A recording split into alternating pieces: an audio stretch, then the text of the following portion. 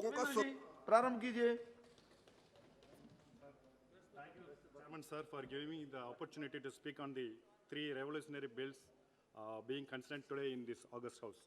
Sir, firstly, I must compliment the steps taken to 3-4 safeguard minutes. women's employment security. Please be brief. Sir, ji.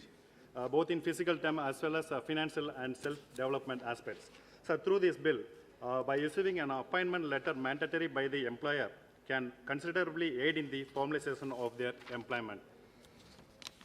Sir, as we can see ourselves from this reforming enactment, our Honorable Prime Minister is building a strong backbone for our country's economy with the laborers and workers being brought into the forefront of national building with a much confident and stable workforce.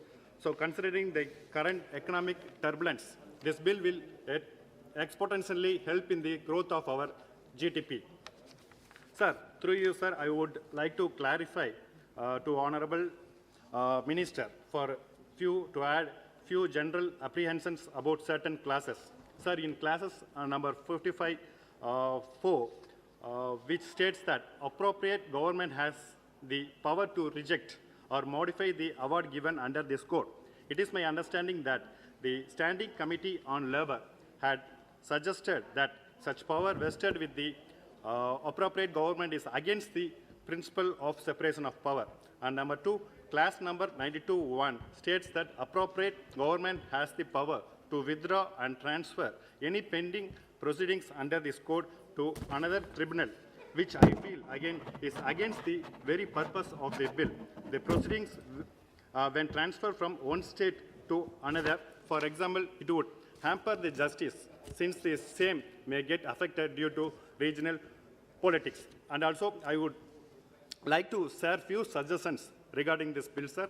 Sir, number 1, with almost 75% of the labor workforce employed in the construction industry being migrant laborers, it is required that contractors have to register their workers under ISM Act.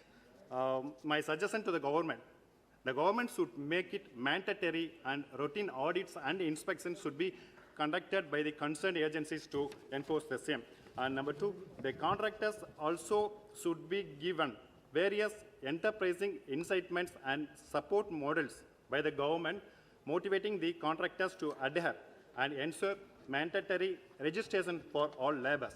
Sir, number 3, in the wake of COVID-19 pandemic, I am the only speaker in the the migrant laborers who predominantly make their livelihoods by daily wages need to be inspired both financially and emotionally.